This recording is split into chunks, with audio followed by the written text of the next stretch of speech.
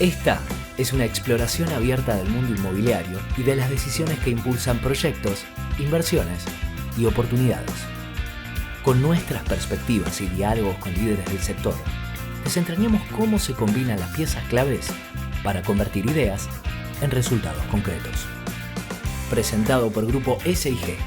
Bienvenidos a RELAB, el podcast de Real Estate. Hola, bienvenidos a este nuevo episodio de RELAB, el podcast de Real Estate. Agradecemos a nuestro sponsor, Grupo SIG, a HIT, que nos da sus oficinas, sus espacios para poder grabarlo. Y un capítulo que me gusta mucho acompañado de mis colegas y amigos Damián Tabacman y Ornella Bersano. ¿Cómo están, Orne? ¿Cómo estás, Damián? Hola, ¿cómo les va? ¿Cómo están? Ustedes están recién regresados, caídos del avión, por decir de alguna manera, se la pasaron viajando. ¿A dónde fueron? Damián estuvo, creo que recorrió el mundo en un mes, pero estuvimos juntos en España, en el marco del Study Tour que hace la gente de SIG. Así que, bueno, estamos frescos con información del viejo continente. ¿Cuántos años hace que van a España? 6 o 7, qué sé yo. Ya ni podría hacer la cuenta de cuánta gente llevamos, porque son un montón. ¿Por qué no cuentas un poco cuál es la dinámica de esos viajes? Porque me parece que después, para poder hablar de lo que pasó y de lo que se aprende en esos lugares, hay que entender cómo es la dinámica. Convocamos gente de toda Latinoamérica y vienen desde México hasta Chile, pasando por todos los países, bien repartido. Bastantes argentinos, pero usualmente es minoritario el grupo argentino. Pocos porteños en general, más del interior que de Buenos Aires.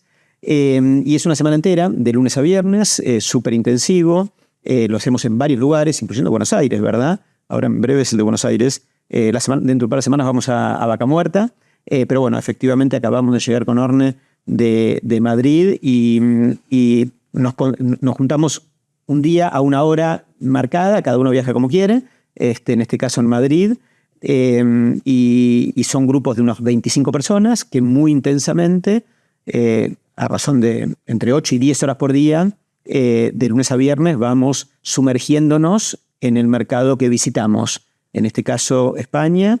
Lo que hacemos es nos subimos a un micro y recorremos y visitamos a desarrolladores inmobiliarios, medianos, grandes y chicos, bien variado, y después el resto de los que forman parte de la cadena de valor de la industria, arquitectos, constructores, brokers inmobiliarios, asesores contables, impositivos y legales, etcétera, etcétera. Y además de eso visitamos, por supuesto, proyectos o productos para tener un contacto directo con el objeto en sí mismo.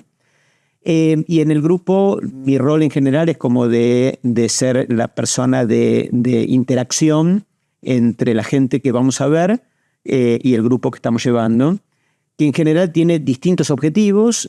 Algunos van con la idea de hacer inversiones y aprender en una semana intensa las reglas básicas de ese mercado. Otros van con la idea de inspirarse en cosas que pueden ver en estos lugares y traer a sus propios proyectos en diversos lugares de Latinoamérica. Y después hay brokers que van a buscar oportunidades para ofrecerle a sus clientes localmente, o variedad, digamos, de inversores. Por supuesto, inversores también hay, que van a explorar la posibilidad de hacer cosas propias. Y en una semana se convierten casi en expertos en ese mercado. Es como si fuera una maestría muy condensada que permite eso, tomar contacto de primera mano. Después de tantos viajes y mi propia experiencia personal, lo hacemos también en Miami, de tantos años, tengo un conocimiento muy cercano con la gente que vamos a ver. La filtramos previamente con mucha rigurosidad. Primero, para ver que sean expertos en el tema que van a contar. Y segundo, que tengan vocación de contarlo, porque no todos, hay expertos que no tienen vocación de contarlo, y además que sepan contarlo, ¿no? Entonces, de la suma de las tres cosas, elegimos a quiénes ir a ver. Y después de haber llevado cientos y cientos de profesionales y desarrolladores, nunca alguien me dijo, devuelve la plata porque volví satisfecho. Nunca, de verdad. Eso habla por sí mismo. Che, cuando pienso en España y pienso en todas las experiencias que escuché de viajes anteriores que me contaron y de un montón de colegas, etcétera, en lo primero que pienso es en financiamiento. Lo que pienso es en cómo el financiamiento, la estructura de mercado de capitales y el acceso a financiamiento tiene un impacto omnipresente y modifica todo el mercado. ¿Qué es lo que vieron esta vez o cómo pueden relatar cómo se manifiesta esto en el mercado español? Déjame que diga 2 palabras, un tema previo a ese, que después que es más abarcativo aún, aunque ese por supuesto es súper determinante, y es la cuestión política, ¿no? Incluso todas las declaraciones de los últimos tiempos del presidente español, de Pedro Sánchez, hasta cuando empezaron a agudizarse en el sentido de radicalizarse, hasta pensamos en que en esta edición no había que ir a España, ¿no? Habíamos estado el año pasado y esto empezaba a ocurrir y los veíamos muy preocupados a los jugadores locales y a lo largo de todo el año fue cada vez más marcado el rumbo político que fue tomando el presidente español e incluso con medidas muy concretas, algunas vinculadas con la regulación de los alquileres, otras vinculadas con el aumento de impuestos a los inversores extranjeros para desalentarlos y favorecer el mercado locativo local, en fin, como una serie de cosas muy, entre comillas, anti-inversión, que nos llevaron a pensar si tenía sentido viajar o no viajar, y empezamos a llamar, ¿no?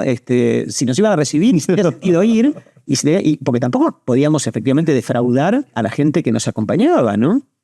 Y en Madrid nos decían, vení. Claro. No, pero explícame mejor. Vos vení, ¿no? Bueno, y fuimos. Y lo primero que nos desayunamos cuando llegamos ahí, en realidad ya lo habíamos investigado previamente para no sorprendernos, es que España, y uno no tiene por qué saberlo, y claro, uno no lo sabe, es un país extremadamente federal, con esto que llaman las comunidades autónomas, que todo el mundo habrá escuchado hablar de comunidades autónomas en España, pero no sabes bien qué significa. Bueno, son recontraautónomas, ¿no? Y entonces cada localía tiene su propia capacidad de adoptar o no muchas de las cosas que se establecen a nivel nacional. Y efectivamente es bastante afamada la presidenta de la Comunidad Autónoma de Madrid, que está totalmente opuesta políticamente al presidente de la Nación, y no es la única, sino que esto mismo se produce en varias otras comunidades autónomas, Málaga, por ejemplo, que la visitamos también, y esos destinos son un tremendo boom de inversión extranjera. Y a la gente que va a invertir, extranjeros, les pasa igual que a nosotros, es obvio, ¿no? Porque salen los diarios. Y el resultado es que van igual porque tienen capacidad, mucha capacidad local de adoptar o no estas medidas, y al no adoptarlas, el mercado termina siendo tremendamente pujante como lo es en la actualidad. Con lo cual, Madrid es tremendo, a pesar de las declaraciones finalizadas del presidente de la presentación. Y Orne, vos que quizás no habías estado en otros viajes, ¿qué es lo que te impresionó más justamente del acceso al financiamiento, del clima de negocios y de la posibilidad de que haya como una red institucional financiera del mercado de capitales que dé soporte a la actividad inmobiliaria?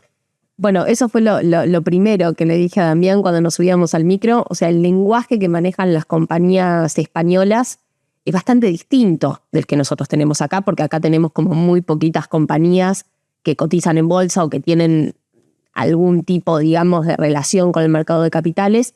Ahí todo el financiamiento, principalmente aparte de los bancos, viene del mercado de capitales y viene de los fondos de pensión nórdicos, viene de fondos mexicanos, también hay algo de Medio Oriente. Entonces, el lenguaje no es vení a ver este edificio, que mira qué buena locación, que mira qué buenos metros, que la revalorización del metro, sino que tiene que ver con porcentaje, rentabilidades, TIR, o sea, van directamente a los números y te lo venden así y están muy preparados de eso, y casi que lo otro es una anécdota, ¿no? Como es una actividad más que cotiza en bolsa. Podría ser real estate, logística, cualquier cosa. Nosotros acá estamos muy acostumbrados en Argentina a que la actividad inmobiliaria lleve adelante los arquitectos, y cuando uno va a otros países la llevan adelante los expertos en finanzas. Solo ves, o sea, ahí el requerimiento del capital son 2 cosas. Primero, que te atienda el CFO de todas las compañías, y segundo, que te atienda, digamos, el responsable de sustentabilidad, ¿no? Porque los nórdicos tienen como una bajada bastante importante respecto, digamos, de todo lo que tiene que ver con ESG, y, digamos, les guste o no les guste, todo cumple con eso. Entonces te ponen sobre la mesa los valores de cómo respetan la huella de carbono, de cómo todas las obras están certificadas, y de cómo, digamos, hay una preocupación que ya, digamos, pareciera ser genuina, ¿no? Más allá de una cuestión de marketing, pero no nos olvidemos que es un requerimiento del capital. Claro. Y eso nos impactó mucho también, ¿no? Porque, de vuelta, cada año y cada momento tiene su agenda propia de cada momento. Y en los últimos tiempos habíamos visto la impronta de Trump en Estados Unidos, su reflejo en esta parte del planeta con Milei a la cabeza, y que de alguna manera va en contra de muchas de estas cuestiones vinculadas con la sustentabilidad, con el respeto del medio ambiente, con el carbono, qué sé yo, y con toda esta agenda del ESG que Orne menciona y que está muy bien. Y también viajamos con un poco ese prejuicio, ¿no? Además del prejuicio respecto al presidente, también el prejuicio respecto de, bueno, ¿será que este año nos encontramos que esto falleció, murió y quedó enterrado? Y nos encontramos con todo lo contrario, ¿no? O sea, está más vital que nunca. Y se contraponen, casi a propósito pareciera ser en Europa, a esta agenda que va en el sentido contrario de Estados Unidos, al menos con el presidente que tienen en la actualidad, o de Milei, y está súper presente, y es como casi, como dice Orne, la columna vertebral a la hora de concebir proyectos. Y aparte de los temas de sustentabilidad, ¿qué otros aspectos vieron en los productos? O sea, ¿cómo caracterizan los productos que surgen de esta realidad? Mira, tienen como dos vías. Uno es, digamos, lo que sería build to sell, o sea, construir para vender, que es lo que acá estamos como más acostumbrados. Eso está muy basado en lo que es un producto premium, o sea, es muy privativo el acceso al suelo en Madrid, o sea, estamos hablando de un metro cuadrado vendible arranca en 16.000 euros y escala hasta 25.000 euros. Entonces ahí es donde compra el mexicano, el inglés, que quiere tener su piso en Madrid, en la Puerta de Alcalá. Pero después hay un gran mercado, que es el build to rent, que tiene que ver con armar estos grandes condominios en donde lo que se le ofrece a los fondos es un paquete de renta, ¿no? Y operan, ¿no? Al igual que HIT opera las oficinas, ellos operan el mercado de alquiler y están muy enfocados en eso. Eso lo que abrió fue lo que se conoce como flex living, ¿sí? Que es generar producto residencial en suelos que no eran originalmente para producto residencial. O sea, como el suelo en el centro puntualmente de Madrid, esto que decía, es difícil de acceder por los valores que tiene, en el extra radio de Madrid, lo que acá vendría a ser, digamos, un primero, segundo, tercer cordón del AMBA, sí hay mucho suelo para producir que todavía tiene un valor accesible, donde la gente, digamos, puede vivir y gracias a que el transporte, digamos, es bueno, puede llegar a su trabajo de manera eficiente. Bueno, en todo este lugar se armó el Flex Living, que es que ellos construyen, ¿sí? Y como no lo pueden declarar, si quieren, el uso residencial exclusivo, tienen contratos de alquiler por un año, ¿no? Entonces, de esta manera, le buscaron la forma, junto con el ayuntamiento, o sea, no es algo que va, digamos, por izquierda, sino que el ayuntamiento aprueba que el uso del suelo se renueve en estos espacios, le dan posibilidad a una zona, que era una zona rural, de crecer, ¿sí? Permiten que se genere todo este mercado de la renta. Sí, pero lo que están contando es un clima muy favorable, de mucho apoyo al desarrollo inmobiliario.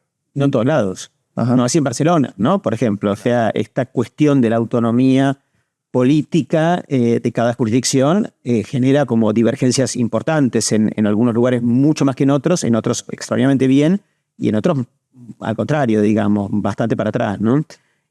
Una de las cosas que más me cuesta a mí explicar, y ni siquiera tengo claro que después de los 5 días todos los que nos acompañan en los viajes terminen de entenderlo, y esto me pasa mucho en España y me pasa igual en Estados Unidos, esto que Orne dijo un poco al pasar, y es que el producto build to sell, es decir, el que se construye para ser vendido, no es el mayoritario, claro, no es el más generalizado y no es el más usual, que es aquello con lo que estamos más acostumbrados nosotros y nos resulta más familiar.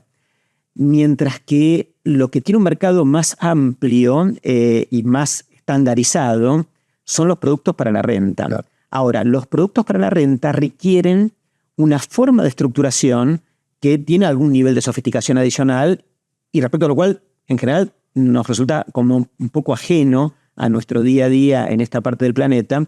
Y tiene que ver con esto que Orne mencionaba, que es la omnipresencia del inversor institucional. Claro. El inversor institucional es alguien que decide poner parte de su cartera de inversiones en productos inmobiliarios, no con la expectativa de fabricarlos para ser vendidos, sino como si fuera cualquier otro activo que conserva a largo plazo, por ejemplo, un fondo de pensión, para que le genere una renta.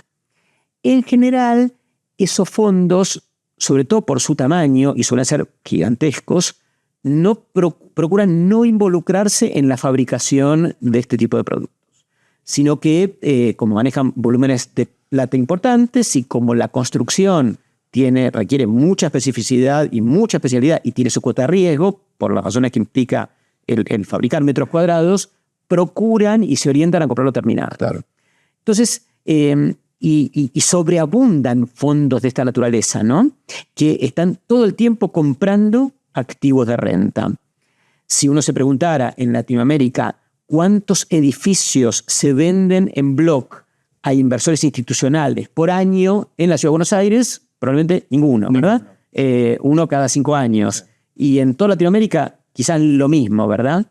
Y en el mundo desarrollado, como es un tremendo imán de captación de capitales y hay sobreabundancia de fondos de esta naturaleza, muchos fondos locales y muchos que vienen de otras partes del mundo, y como está la confianza además en un gestor que administra enormes volúmenes de capital de otros, por ejemplo, fondos de pensión, transacciones de compraventa de activos en block dedicados a logística, hotelería, flex living, vivienda para alquilar o lo que fuera, hay todos los días. Todos los días. Todos los días en volúmenes inmensos. Incluso hay transacción, hay proyectos que se arman con un cronograma muy específico alrededor de eso, de que se construye, se financia la construcción, se financia después un tiempo más para alquilarlo, y cuando llegas a cierto volumen de alquiler, en ese momento lo vendés, sabés que podés venderlo a cierta tasa, y todo ese mercado gira todo el tiempo. Germán, en realidad cuando yo le explico a latinoamericanos, ¿no? Claro. Que las cosas suceden tal como lo acabas de contar vos, ¿no? Y que 4 años después, vos pensás que alguien compra un terreno, se endeuda en millones de dólares con un banco para construir el edificio. Construye el edificio respecto a lo cual no vende un solo metro cuadrado. Después opera el edificio 1 año y al 5.º año que tiene que devolver el préstamo por el cual dio una hipoteca, quizás puso penales, puso equity, etcétera, etcétera. Y ese día va a aparecer un comprador del edificio en block que le pague por esa unidad algo que le dé sentido económico a todo lo demás y que le permita devolver el préstamo y adicionalmente ganar plata. La pregunta obvia del latinoamericano es evidente, ¿no? Che, ¿y qué pasa si no aparece el Carlitos, ¿no? El Carlitos con vocación de comprármelo Claro. en tiempo y forma, ¿no? Y cuando en Latinoamérica nos hace esa pregunta, la persona que está en Madrid o en Miami, etcétera, no la entiende. Claro. No la entiende, como si dice, fuera ¿cómo no va a aparecer un comprador? Lo mira como si fuera un cavernícola, ¿entendés? O sea, ¿pero cómo no va a aparecer un comprador? Y se convierte en un diálogo de sordos. Y sin embargo, si vos vas a un banco y le pedís un préstamo vas a un banco y le pedís un préstamo para comprarte el terreno, voy a construir un edificio, financiame la construcción del edificio, prevendo los departamentos en pozo antes de empezar, con lo cual tengo el flujo de fondos asegurado y te doy el préstamo con la plata o los saldos de precio que paguen los compradores con la obra terminada, y eso encapsula el crédito como tal. Ese negocio versus préstame la plata para hacer el edificio y dentro de 4 años te la voy a devolver porque sin duda va a aparecer alguien, de los dos préstamos, ¿cuál el banco cree que es menos riesgoso? El segundo. El segundo. Entonces, de verdad, en algún punto nos sentimos cavernícolas. El explicar esto es difícil porque además, cuando vos no solamente necesitas que aparezca el comprador institucional, sino además, ¿en qué lenguaje hablas con ese comprador? El lenguaje con el que hablas se llama cap rate o yield, ¿verdad? Entonces, cuando con el grupo el primer día les digo, bueno, ¿saben ustedes qué cap rate? No. ¿Y saben qué yield? No. Entonces, días y días procurando explicar la matemática más elemental al respecto, que para un desarrollador español o de Miami o del mundo desarrollado Es como la ABC. No, sin eso no pueden vivir, sin eso no podrían ser desarrolladores. Exactamente. Y nosotros, los desarrolladores, somos arquitectos que sabemos de mampuestos, de morteros y de hormigón, pero ¿por qué tendríamos que saber de estas cosas, no? Orne, reflexión final, ¿qué te dejó el viaje? España es un lugar muy seguro, o sea, y eso no solo se traslada, digamos, en el caminar en la calle, sino esto que decíamos, que todo el ámbito, al menos en lo que es la Comunidad de Madrid, que fue lo que nosotros estuvimos recorriendo, también se notan los negocios, o sea, la gente está confiada y está tranquila que el gobierno le va a responder, que el banco le va a responder, que va a aparecer el inversor. Claro. Eso para nosotros es cavernícola porque estamos acostumbrados a trabajar con muchísimas más adversidades. Creo que un español puesto acá le agarra una CD a los 2 minutos. Pero eso está bueno. O sea, está bueno que haya transparencia, está bueno que haya seguridad para trabajar.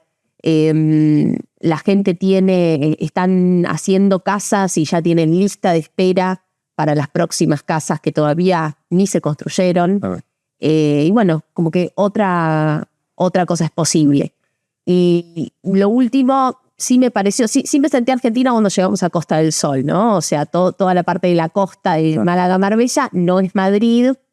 Ahí todavía, digamos, hay oportunidades para nosotros que nos manejamos de otra manera del mercado. No fue solo porque visitamos argentinos, sino porque, digamos, se parece un poco a eso de, bueno, nos juntamos un par y compramos un lote y vendemos y le sacamos una revalorización a eso.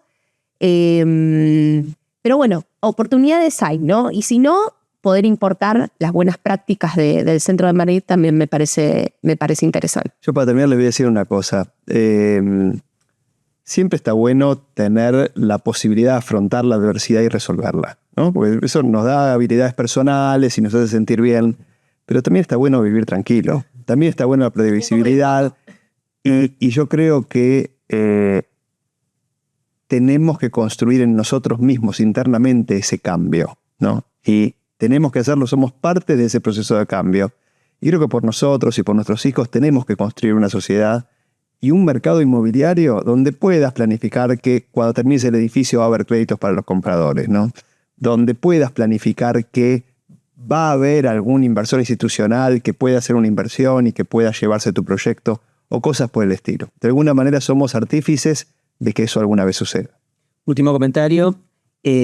Cuando empezamos a organizar este último viaje, por la situación que estaba pasando en la Argentina y por la ilusión que empezó a generar Milei con este camino hacia la normalización, nos parecía que la gente que iba a anotarse y la gente que iba a venir iban a ser los que en esta edición lo hacían la expectativa de ir a aprender, ¿no? O sea, no tanto de ir a invertir, porque había mucho ojo puesto de nosotros mismos en que esto mejorara rápidamente, y lo mismo de otra gente de Latinoamérica que podía mirar oportunidades en Argentina a raíz de este cambio que estamos viviendo, ¿no?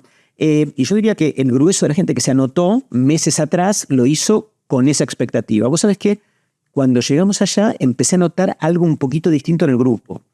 Y es verdad que la Argentina va camino a la normalización y Dios quiera que así sea, y trabajamos para que así sea, pero simultáneamente el proceso es evidente que no está siendo simple, sobre todo para el universo del ecosistema del desarrollo inmobiliario, ¿no? Es decir, las dificultades hoy por hoy acá son muy acuciantes, los números no cierran, lo que todos sabemos, y entonces volvió a aparecer en escena una cosa que yo pensé que no iba a ocurrir en esta edición, y es que muchos sí efectivamente empezaron a mirar oportunidades en Málaga o en Marbella o lo que fuera, digamos, en la expectativa de en el mientras tanto y hasta tanto esto se normalice, que a juzgar por lo que estamos viendo ahora no parecía ser que va a ocurrir en una tarde, digamos, y esto tiene mucha inercia y va en el buen sentido, pero no va tan rápido como uno querría.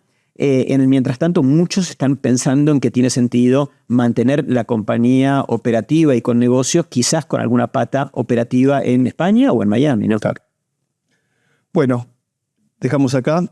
Muchísimas gracias a todos. Orne, qué bueno que te sumás y que participás con tus opiniones que están buenísimas. Damián, nos volvemos a juntar la próxima. Gracias a todos. Muchas gracias al grupo SIG, nuestro sponsor, y a HIT, que nos aloja en este estudio. Nos vemos la próxima vez. Chao.